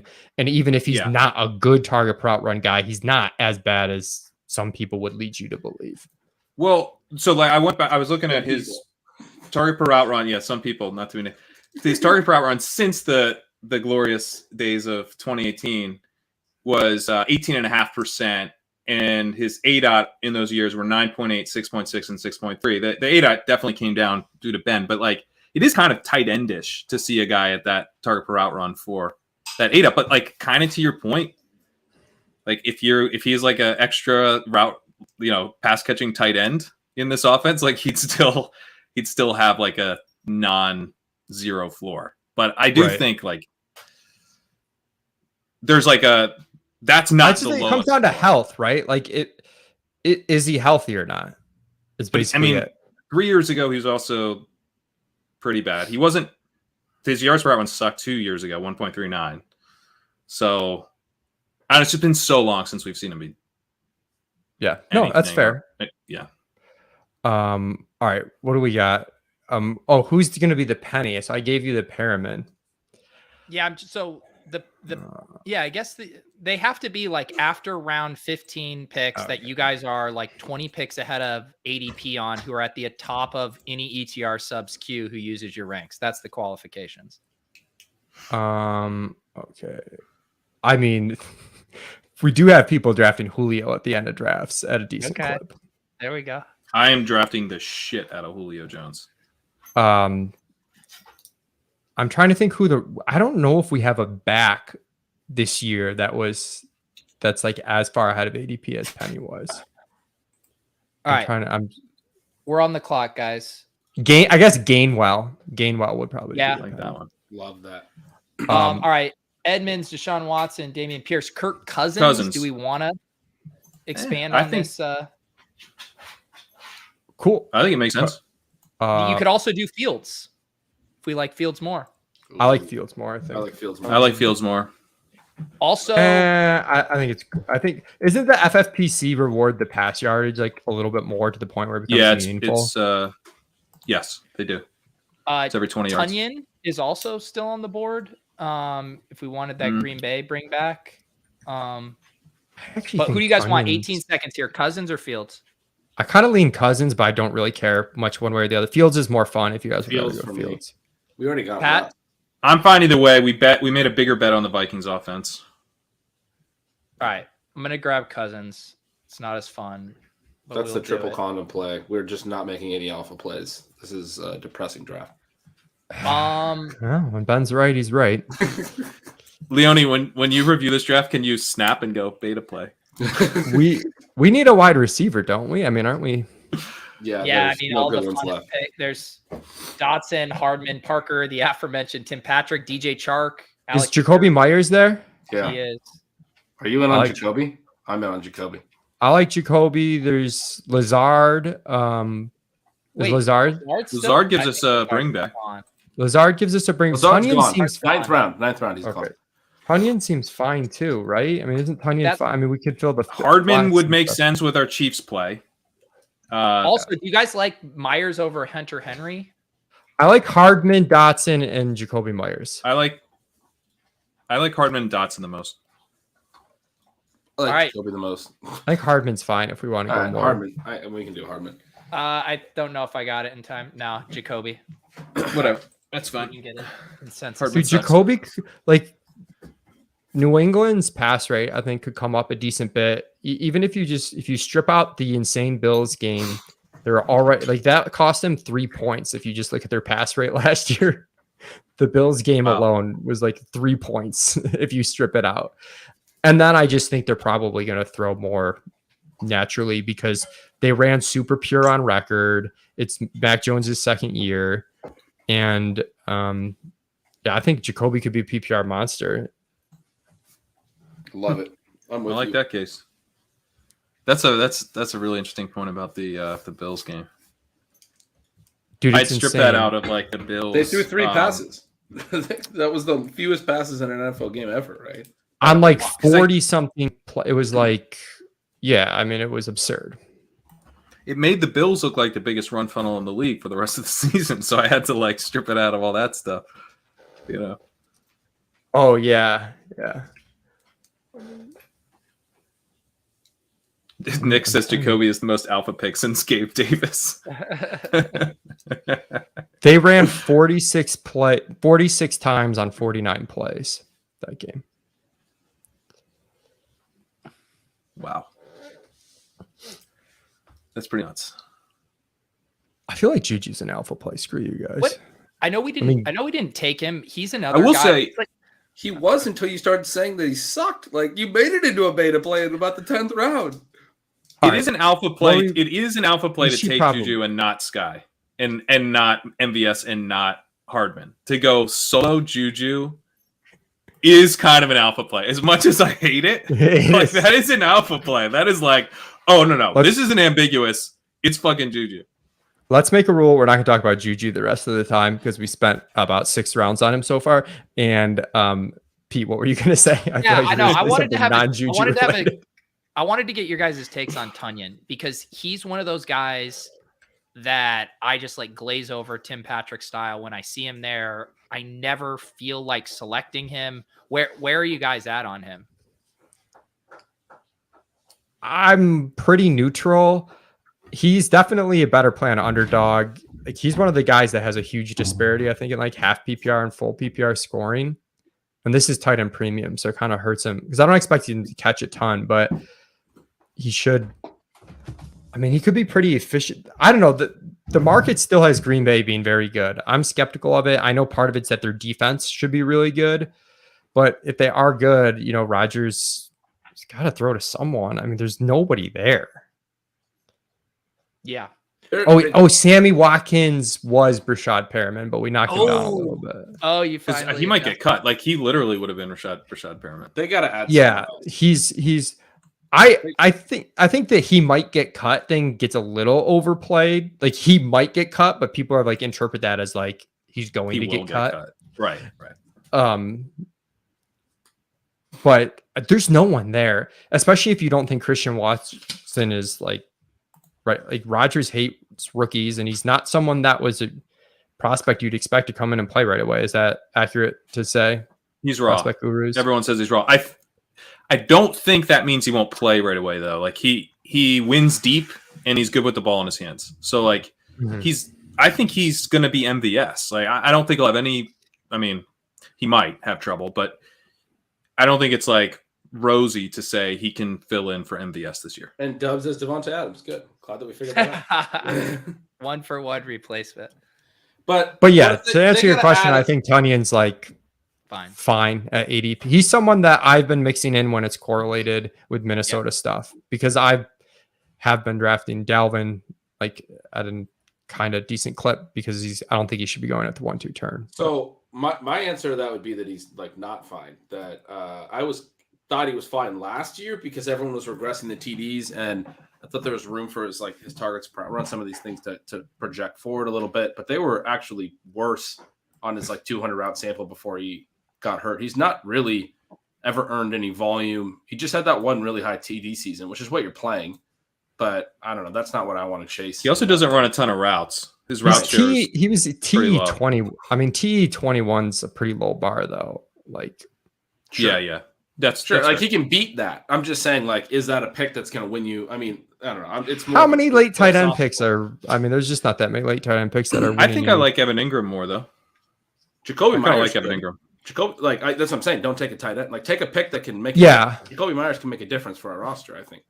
I do think some of the target per route run stuff is just so skewed by Davonte Adams for the entire team. Yeah. Everyone's target per route run looks. But don't the one thing we didn't say during this Packers conversation? Aren't they an obvious answer for where Will Fuller winds up? Who just went where Julio Jones winds up? Packers are still the most obvious team, right? To bring in the vet. So Julio, his salary cleared Tennessee's books today. He was designated a post June 1st cut. Is that why he hasn't signed yet, or is that completely irrelevant? I actually don't know the answer to this.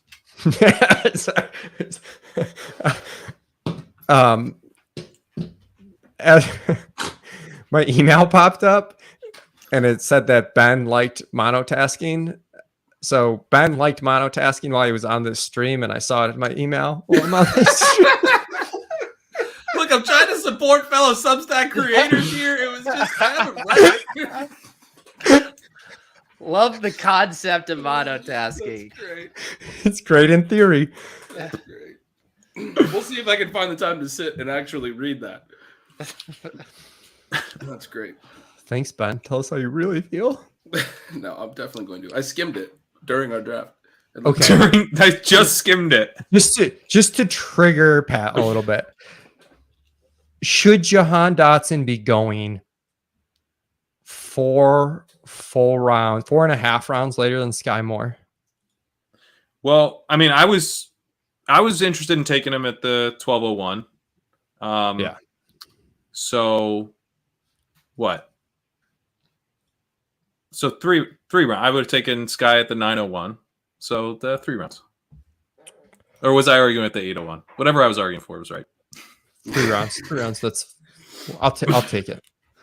No, I think Dotson is Dotson's kind of the landmine prospect where it's like he's underweight, he's under 180 pounds, he's a 4-year player, he wasn't efficient as an underclassman, but he was somewhat productive. He had 2 breakout seasons, and he's first round pick. So it's not that like I don't think Dotson has no chance of being able to play, but it's just like I think he's probably Darnell Mooney. So, like, what does that get you? Is that like enough? Is that enough of a swing? Because it's hard. It is hard for me to see. Like, am I missing something with the upside case? Like, what is an upside case? But that's the thing. I guess the way I look at it is I don't think of it nearly as granular, and I'm just like he got picked 16th overall. But he's 178 pounds, and he doesn't run a sub 4.4. Like he's an undersized outside receiver who without elite speed. I mean, playing with Carson Wentz, like. Right. The Wentz I really struggle. Everything you said, I was going to say that the next comment would be then that it might be one where landing spot was actually pretty relevant, and he lands on a Carson Wentz team with Terry McLaurin there. And I mean, surroundings are not going to lift him. We can put it that way, right? Like if he landed with the Packers, maybe I would have been in, but that's rough. Deontay Johnson, someone I saying, hear your point though, Leone. That's not completely implausible, I guess. Johnson was actually used somewhat downfield as a college player. But yeah, he would have to get peppered. That's not really Carson Wentz's game. He sucks at short and intermediate throws. He's okay at deep throws, which is why he's a bad quarterback. Deontay's college targets per route run were really good. I'm going to look up Dotson's, but I'm going to guess that they were not. Dotson's, I think, were good as a senior, but poor otherwise. So Deontay Johnson. We're on the clock. I put a couple wide receivers in the queue. So, Leone, I have a gross wide receiver take here. I'm curious if you're with me on this one. Jamison Crowder. Did Galladay go? So, Galladay. I'm with I you, have Pete. two that are stacked. So, KJ Hamler, this is our last crack to get a Denver stack. Yeah, I'm good with that. KJ Osborne, if we really want to flesh out our Vikings one. But Hamler's the must, I think. I think Hamler's a must. Hamler's a must. Yeah. Leone, any other? I mean, yeah. Let's do the stack. I have Hamler just so buried. Like I don't want to. It's just it's tough sledding for him there. But yeah, let's take Hamler for this. I have like Crowder and Chark as Chark went. Chark's gone. I do have Crowder as the top guy. I mean this is it's the Cole Leone. Like it's the Cole Beasley play from 2 years ago. He's the zone. They're talking about him as the zone beater, which is the Cole Beasley thing. I mean, he should have. He's going to have games where he catches 10 passes, like in the 14th round. I mean, it's not like we're super deep at wide receiver. Like he's good. I just meant he projects really well. Coming through for a player I want to take. I love it. All right, so Crowder over Osborne. Yeah, for me, yeah. Which time do we have? 25 seconds. 20 seconds. Yeah. I think it's a toss up with the correlation, but Pet's really into Crowder, so let's take Crowder. Look at you trying to weasel out. Fine.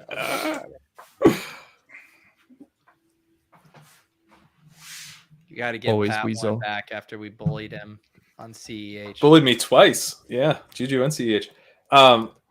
The Crowder one I do like as well because you're getting exposure to one of the best Week 17 games. You're getting exposure to one of the best offenses in the NFL, and every sharp player thinks it's a disgusting pick. So you're probably if you get a Jamison Crowder explosion week and one of these teams that's you're competing with like teams that might be pretty different than yours. Yeah.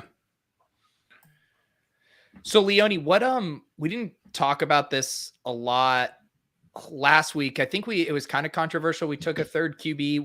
What is kind of your ideal structure? I guess in context of what we've already done with these 2 extra roster spots here. Yeah, I potted with Beimfor this morning. It was more on Best Ball Mania, but I think one of the mistakes I made last year was being too rigid with really trying to go skinny at the 1Z positions. So I'm more open to it in general. And then especially with the 2 extra rounds, you can definitely get it. This is definitely a team that a third quarterback is, I'd say it's like fine either way. Mm-hmm. And then it does make it easier to I feel like we did a good job catching up on wide receiver these last few rounds, understanding that we can take a couple cracks at running back late with the extra rounds. I don't know. What do you think? Yeah. We also Yeah, have I Dave agree. Davis. Sorry, go ahead. No, I think we can justify both 3 QBs, 3 tight ends if we need it. Yeah, we could do both for sure. We could go 3 at both of the ones. We could also we could go 2 quarterbacks, 4 tight ends if we wanted. Yes, we could. I've gone even before the extra roster spots. I've gone, depending on who the tight ends are, I've gone 4 tight ends in this format last year just because of the 2 flex and the tight end premium scoring. The only problem is the QB3s are going to look more attractive than the tight end 4s. Yeah. There's one quarterback that I love. Interesting. I feel like maybe I know who it is, but I you won't probably do, I but got a tight end for us. wouldn't be correlated at all. Yeah, I think I know who it is. Oh, there is one. Oh no, there's the, I missed the tight end. Never mind. I got a tight end for us too. Got to get that stack. I don't have any tight ends that I like. To answer Max's question, yes, I know we sometimes do a bad job of setting the table. This is FFPC's $125 Yeah, best we never ball tournament. Hour 26 in. $200,000 up top. And, Sorry, audio listeners. I mean, it's in the title. Never mentioned. And, Max, the playoff structure is very similar to Underdogs, where you have to win these 4 uncorrelated tournaments. And then the week 17 in this contest is a 60-man final. So much smaller than Underdog's 470 person final, although much bigger than last year's FFPC final that Leone was in. Was that just 12 teams, Mike? Yes. Yeah. So That's 5 times bigger. Cool. And you had an extra quarterback in that team, right? That helped get you there. Oh yeah, the Big Ben auto draft. Yeah, the Big Ben auto draft got me through one of the playoff weeks. Ben, did you have the Dotson stuff? I was curious on that. Yeah, his senior year is the only year that was better than any of Deontay Johnson's years in like targets per out run. Okay. Their ADOTs are reasonably similar. Deontay's were actually mostly higher. Like Deontay was really good at earning volume on a per route basis in college. Dotson wasn't. He had his first 2 seasons he was below 20%. Like not very good. Okay.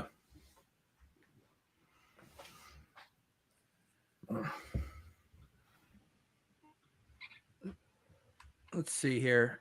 Zach We Wilson. need to start probably looking at some running backs at some point. Yeah. Yeah. I've got one in the queue. All right. Can you type it in chat? Yeah. Sorry. Thanks. I just saw this hilarious comment in here. That's so much grosser than Crowder. Sorry. I just put that now. Oh, for okay. the Okay. next turn. Oh, okay. This is all, we're talking about next picks. Okay. I do. Can we talk about him, or are you worried he'll get sniped? How much do you like? I don't care. We can talk about it. If he gets sniped, it's not a big deal. We're talking about Corey Davis, who I do agree is going to be like, what is their 3 wide receiver set, Leone? Like, is it? I assume and I don't mean week 1. Like, let's say like week 9. What's their 3 wide receiver set? Isn't it Denzel Wilson, Moore, and Davis? Okay, but so Moore's in the slot. Yeah, I think so. Well, they're moving around. Or yeah, Those three What guys. happens- I'm pretty confident those three guys are gonna Yeah. see the Yeah. field consistently. This is like one of those court Over questionings Browns. where the judge needs to be like, "Where are you going with this?" Yeah, I know. The Like- question seems too obvious. Where are you going with this? Where you go with this thing? No, I mean that's really. I think my concern for Moore is that like that's the 3 wide receiver set, but then the 2 wide receiver set is not always Garrett Wilson and Moore, and then it's sometimes Garrett Wilson and Corey Davis because like they're kind of talking about was more just about so really, good last year, though. Like he was kind of not with did Zach what we- Wilson, but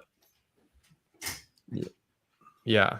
I just felt like maybe it's just I'm remembering that period where we were like getting so amped to play him in our playoff stretch, and then he got hurt. yeah, And Yeah. and now it's like, oh, they drafted Garrett Wilson and his ADP dropped like fucking 20 wide receiver spots. And I'm like, I don't know if it should have dropped that much.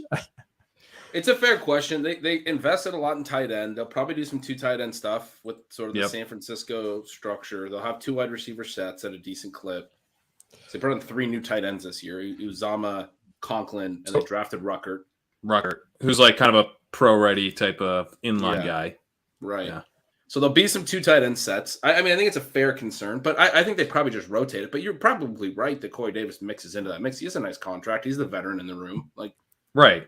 He's And he gonna was play. talking- I mean, and I think I think there's enough targets for all of them, but like he's gonna play, and there he goes now. There he goes. I mean, wide receiver 76 is really late for him. It's not like he's bad. Yeah, I I mean, he's agree. just I agree. boring. His targets per run last year were insane. I mean, Wilson was locked on. So Leone, when you said Algier, who you wanted, Pat? I like Algier here at this price, but I feel like people are really going a little far without like a 5th round pick here. That like we don't even, I mean, those guys don't even make the team sometimes. I think I just had Yeah. I'm going to be in on Corey Davis moment. That's what I'm here for. That is I don't you like guys the revelation. The Question revelations you have. Yes. I'm not pleased, but Oh man. he's not bad. You're right. And What was his target per run last year? Wasn't it like 24% or something nuts? no, 20.9 is what I have. 24 Well, the year before in Tennessee. Oh, okay. 21, but still 20. I mean, at this point, 21. He was reasonably efficient. 1.74 yards per out run. That's fine. He was at 2.6 the year before in his last year in Tennessee. Like he's not bad. Right. It's just not as good as people wanted him to be at a point. But now they're But he might be too good. People So- might get annoyed with him playing over Moore and Wilson. I like Gus Edwards and James White. Talk about boring guys. Unless we decide we want, don't need a boring guy, but I like James White. I like I think Gus it's like Edwards 3 a points in lot this. for this build here. I'm good with that. Cool. I had a QB tight end. I was just stack gonna in the say- chat. Yeah. I think Okay. we would need the QB side of that now. I wonder if we could wait on the tight end side. Yeah. What about I'll throw out just one name quickly as a bring back, Odell Beckham as a potential bring back to Mike Williams. But Oh, you're he needs to penciling him in sign. for the Rams. Yeah. Yeah, he needs to be on the Rams, but yeah. All right, I'm gonna go draft Gus for now. Okay.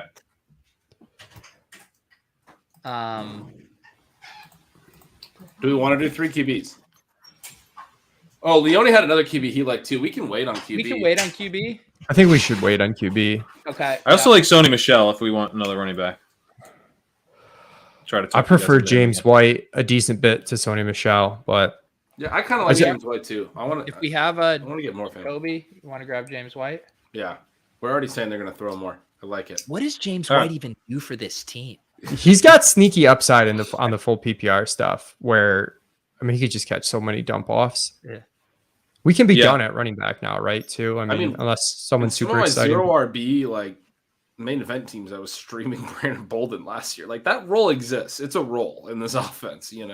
They just put Brandon Bolden into it. Bolden's gone now. White's back. Yeah, White think- is back. He's probably too cheap given that he's. I think The when I hip brought him injury up is to not a Sean, concern, he right? mentioned that he's maybe not fully healthy and his contract structured such that they could cut him. So I think Sean was vaguely concerned that he might not actually wind up on the roster. Who White? Yeah. Yeah, they do have a lot of backs.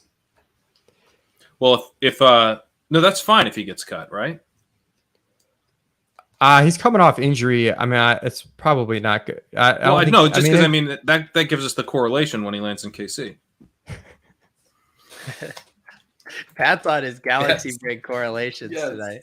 Yes. he's just trying to bury CH. When he comes in the CEH, process. we're gonna be Just imagine James White signing with KC and how petrified your CH bags will be. You'll I just go, would "Oh, be. God. No, Oh, no, God." no. You're not. You're not wrong. I mean, that's why I'm trying not to take him before where we took him. Like that's probably the spot where I'd take him. RB25 where it's correlated.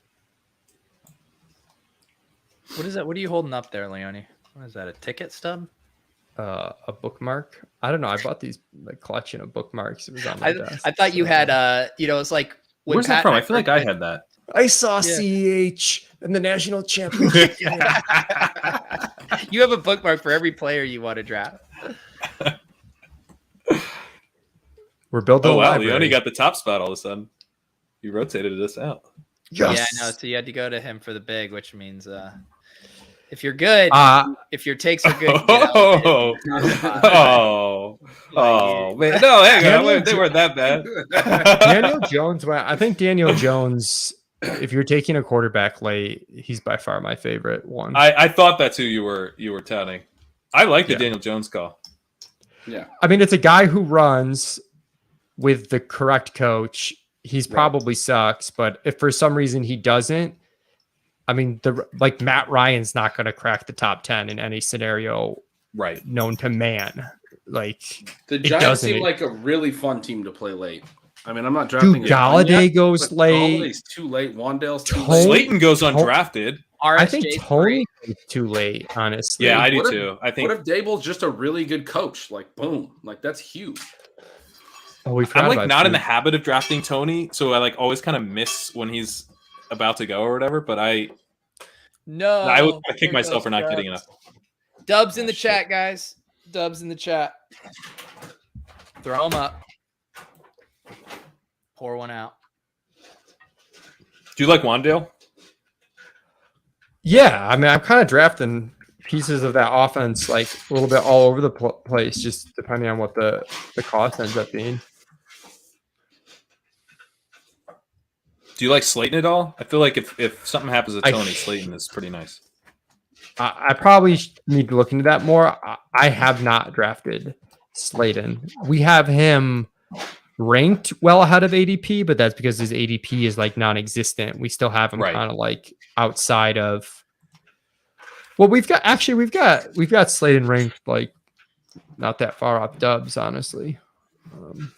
He's totally free. I kind of, I'm only doing it if I've got like Indy or something, and I do a little bring back thing, or if I got Giants. The Dubs one's difficult because I mean, what's his draft capital? Is like what? Nothing. Probably I need to bump him a little bit though. Just in case. At what point this summer are you going to give Justin Ross a real projection?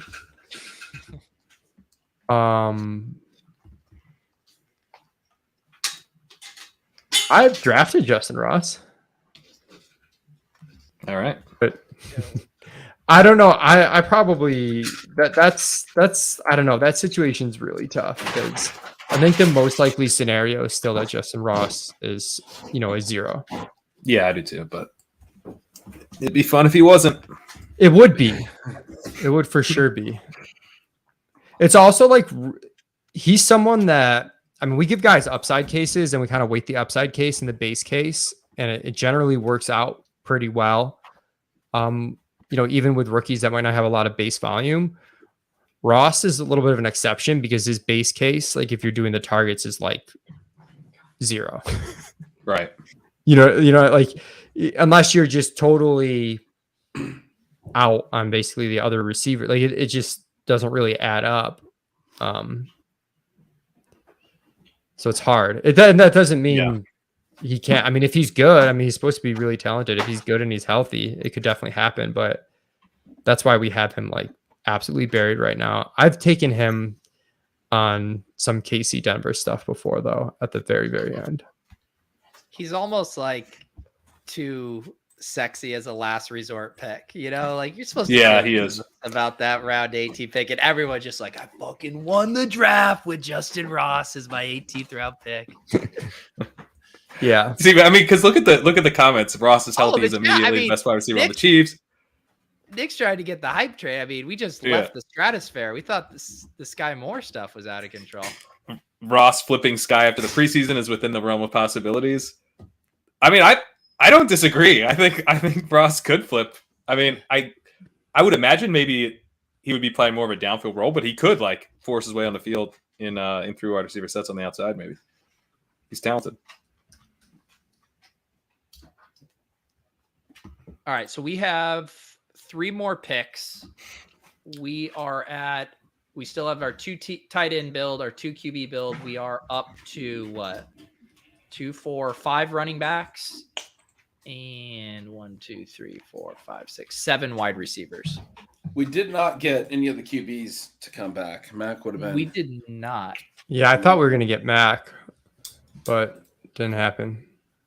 There's still I mean, Goff and Mill, as Goff goes. The Detroit stuff's been growing on me. I did a Goff backdoor double with Vilas Jones the other day, and it felt so good. Wow. Clip that. Clip that. Clip that. In the moment, it felt good. There you go, listen, Ross. I also, man, I keep taking Deontay Foreman so much. I don't know. Yeah, I like it. I don't know what's wrong with his price here, but Foreman seems like fine here. Yeah. Like ideally would go. What's tight end look like? We should probably get a third tight end. tight end Mo Alley Cox, Uzoma, Brait, Jonnu, Troutman, Harrison Bryant, RSJ, someone named Greg. Never heard of him. Plays for Denver. I mean, we should not probably play great. for some correlation, huh? Just we got 20 seconds here. Anyone you want to do Foreman? As Yeah. one of them? Yeah, let's Foreman see Foreman more. seems fine. We should probably be done at running back though. Yeah. Honest to God, I would take Dulcich here, but I understand. Did if you guys Josh don't wanna do that now. Josh Palmer went definitely right? Yeah. Yeah, he went. What about Van Jefferson? We're clicking down here. We're going to go on auto draft if you don't put a pick in. Oh crap. We got Foreman. Okay, good. All right. But are you off auto draft? Yeah, I am. No, I thought it was gonna snap pick it for us. Yeah, I did but too. I thought I was going to snap pick it. It was gonna snap pick Sammy Watkins for us, by the way. Oof. That's funny. Tolbert, is Tolbert there? No, he went. I'm that guy Well, I now. can read Sammy Watkins, James Washington, Vilas Jones, Pringle, Sterling Shepard, Duvernay, Amari Rogers, Terrace Marshall, Paris Campbell, Tyquan Thornton, Isaiah McKenzie, Cedric Wilson. Not great, huh? I mean, Davis Mills is like the only interesting quarterback. Tight end Mo Alley Cox, Uzoma. I'd probably just take James Washington or something. At a certain point, I would take Sammy Watkins. I think Jonnu could be a third tight end, but I mean, if I we're have no one I taking want to Jonnu, take, let's honestly take the correlation play, guys. Dulcich. I would take Dulcich over Jonnu probably. Yeah, Fine, we'll give him D's in the chat. Yeah, Please we'll in the take chat. Dulcich. He just let it tick down. I'd had him in the queue. He didn't click I the even button. put James Washington ahead of him for a half sec just to feel better. All right, I know you guys can give me shit, but round 19, the 1920 turn, would you not take a potentially correlated Sammy Watkins? No, I have nothing against Sammy. No, it's fine. Yeah. All right, cool. Glad we can. Well, you guys that's why we have did me it on now. the defensive so much that like I feel like I need to caveat and preface everything with like, you guys might make fun of me, but Pat, do you know what I just realized needs to happen? So, I personally edited the LaVisca clip. Our guy Zenon edited the Sky Moore clip, but similar to how when I'm gone, you do the thumbnails. I think you should be in charge of making your own Dulcich highlight clip. This is such I'm a gonna good give you idea. a- But This also, is a it's great actually- idea. This is such a good idea. Needs to be under 30 seconds, which shouldn't be hard considering his body of work. No, it will be hard actually. There's some good clips out there. Long runs. All his catches are for like 40 yards downfield. So You're gonna have to figure out how to speed up the fast forward. I literally might have to speed. you might have to go to Big Peacock. I don't care how you get it done, but I would like to see a Pat version of a Greg Dulcich So highlight. What editing software? Can you give me some tips? Well, I just got to go out into the woods. So we just did a clip contest. iMovie, we did a Drew dude. Lock clip contest on Splash Play, and guys were using something called like Video, VED.io. Video? Yeah. Video? How do you use Leone? Are you How would you spelling say video? out loud Yeah, he's spelling video. .io. It's not video. It's video. So you could use video, Pat. Video editing made simple. Great videos with a single click. Add subtitles, transcribe audio, and more. All right, send me the music, and I'll go to VED.io. When Dulcich does something, it just says like "wow" on the screen. You make it like Batman. Pow! I'll have it spin up with his fucking mustache. Man, the end of this draft feels tough. I don't know if it's the room we're in or what. These. Well, actually, I like. Actually, no. That's the Gus White Foreman's a pretty good tack on group to your running backs. It's like one guy who has some standalone value and contingent in Gus, the boring pass catcher in White, and then like the pure ceiling handcuff in Foreman. And then what about the pick after that? I mean, I got nothing. I feel like at that point, why not? I mean, the tight ends are so unlikely to matter that you are almost better off taking someone that has a little bit more uncertainty in their range. It is pretty gross. I do kind of think Jonnu's underrated, though. I think if we didn't take Dulcich, I think Jonnu would have made sense. Or like OJ Howard, I've kind of, with complete bias, talked about. Howard's kind of like a Dulcich pick to me, too. What about It is Troutman? pretty- Isn't he a starter? That's a good but he point. sucks. That's I know, but, interesting. like- Have won tournaments with a 0 from Troutman is kind of the thesis of the play. He does nothing but is a locker room guy for the rest of your team. Yeah. Exactly. What about RSJ, too? Is he... Yeah.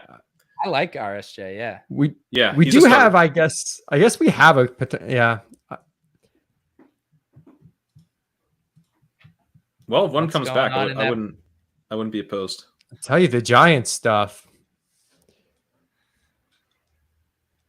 I'm weirdly on all these NFC East teams. I think there's a chance Philly throws a lot more than people think, and they could be, if it works, it could work really, really well. Yeah. I'm with you, man. Like they started the season super pass heavy. They set a record for the fewest rushing attempts by running backs, like in their franchise history. And that, to me, feels more indicative of what they wanted to do. They just kind of fell into something that worked, and they pretty much had to stick with it. I don't know. Yep. Maybe you can Also, tell like, yourself a narrative either way, but The comment here, Jalen Hurts isn't good at throwing the ball, though. I would love to just like kind of bet against that general idea, because it's like Rager obviously sucks, right? He plays his way out of a starting job in 2 seasons as a first-round pick. Quez Watkins seems fine, but what was he, a 4th or 5th round pick, and he's basically like a deep threat. I want it on the record. And then Davonte Smith looks good, but he was a rookie last year. So like his number one target last year was basically a tight end. I mean, I think Goddard led the team in yards per game. That's not a good situation for a quarterback to be in. So, I mean, he might be actually like, I understand he's not going to be the most accurate passer ever, but like he throws downfield and he can move and he can use that mobility to hit big plays. Like not all these guys have to have the exact same skill set. yeah. If we're gonna take Sammy Watkins, why don't we just take Randall Cobb too? Gretsch me. just did the defeatist. He's like, if we're just gonna take shitty players, why don't we just keep taking shitty players? Just take them both. I mean, Randall Cobb might be the safer version of Sammy Watkins. He's probably not, he's not gonna get cut. Dude, I'll be honest. There is a part of me that just thinks that Sammy could actually has some upside, though. It's small, but I think it's there. I mean, Rodgers can basically turn anyone into a functional fantasy player. Not Jeff Janis. He could have if he wanted to. He could have, yeah. It's a matter of motivation. What about Nick He wanted Westbrook? it to be Jake Kumaro or whatever. What about Nick Westbrook at Kine? Seems like a guy that you have to project, right? Leone, how did you do in Tennessee? There's this up and coming player called unlisted wide receiver, and they're looking like they're going to earn some volume this year. Leone, I just raised up Traylon Burks 4 spots in my mind.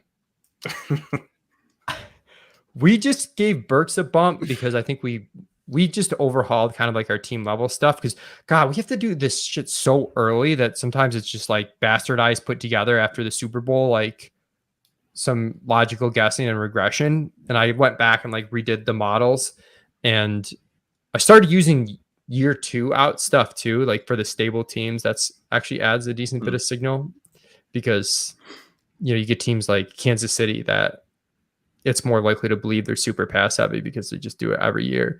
But Right. I digress. I think Tennessee's going to end up throwing more than people realize, because they're going to have to, basically. And there's no one to throw to except Traylon Burks. What do we want to do positionally here? We're done at running back. I assume we're done at tight end. So we're what? Quarterback, wide receiver? Yeah, or wide receiver.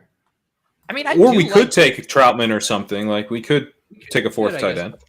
Yeah. We didn't take an early tight end. We could still do Jonnu. Yep. We could do. What if we did Sammy and tight end? Yeah. Yeah, I like Jonnu. I think he could get used more than people think. And then he's gone, by the way. No, he's not. Gone, Jonnu? No, he's the Sammy. Oh, Sammy just went. Randall Cobb it is.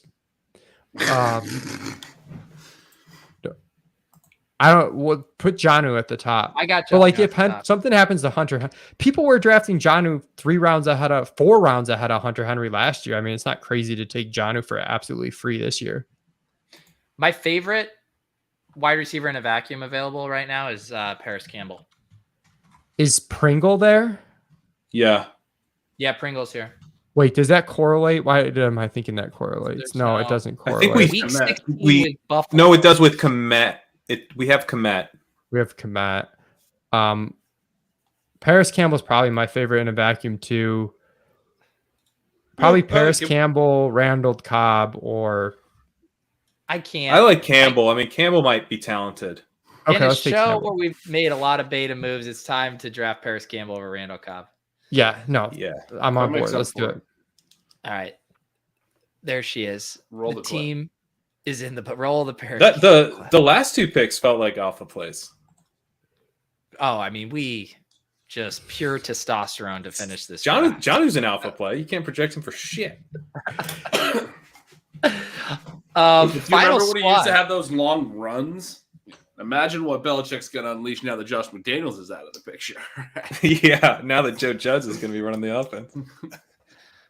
All right. Final team. Kirk Cousins, Russell Wilson at quarterback, running backs, James White, Dalvin Cook, Deontay Foreman, James Conner, CEH, Gus Edwards, wide receivers, Campbell, Jacoby Myers, CeeDee Lamb, KJ Hamler, Gabe Davis, Mike Williams, Juju, Jamison Crowder, 4 tight ends, Jonnu, Cole Kmet, Greg, the leg, Dolchich, and Irv Smith.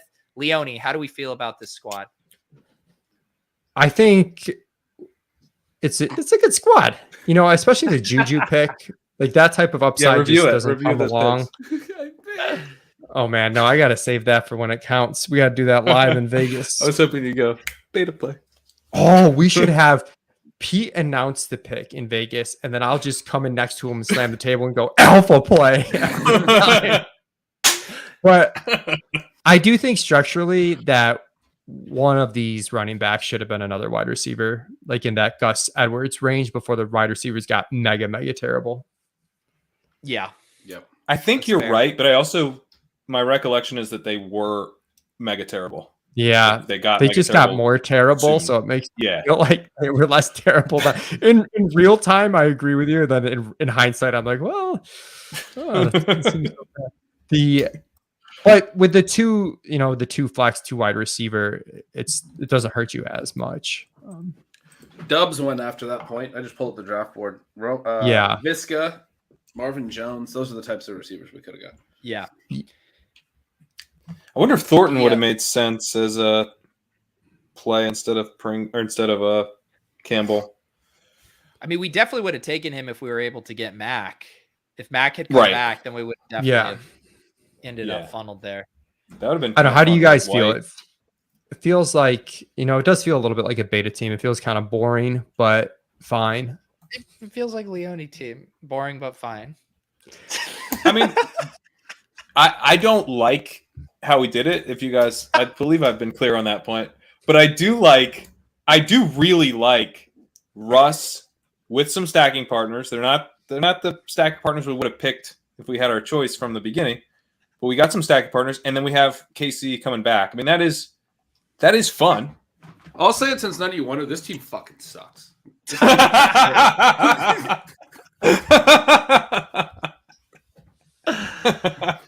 Fine. We got to They sauce can't all- ourselves every now and then. It can't all be mega smashes. I don't know if you guys did pick up on that when Leone referenced it, but all four of us are going to be out in Vegas for FFPC and NFC draft weekend. I know I've been lagging on circulating the form to get you guys in the loop about co-managing with us, about some of our Vegas plans. So I will be doing that promptly. But guys, the summer drafting plans are coming together, and it's going to be a great summer. It is. Dude, I can't wait for Vegas.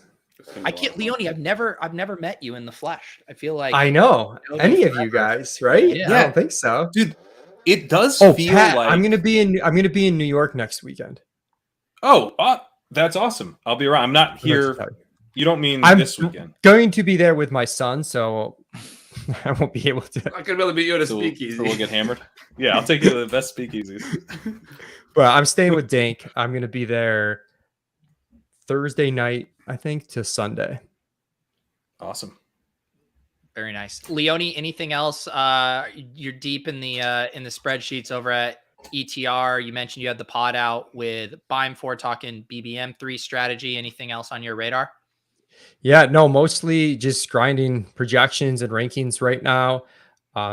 They're in a good shape. It's crazy how much earlier and earlier we get it done each year, and how invested people are in early. The one thing that's been difficult for me, that's just like as an aside, but people draft like 150 teams now. So if we're way behind ADP on a guy like Russ Wilson, it like throws everybody's brain off because they're like, I'm not getting any Russ exposure. So people think like more portfolio based. And that's been a little bit of a challenge to try and get Can I the say ranks something about as that? actionable as possible.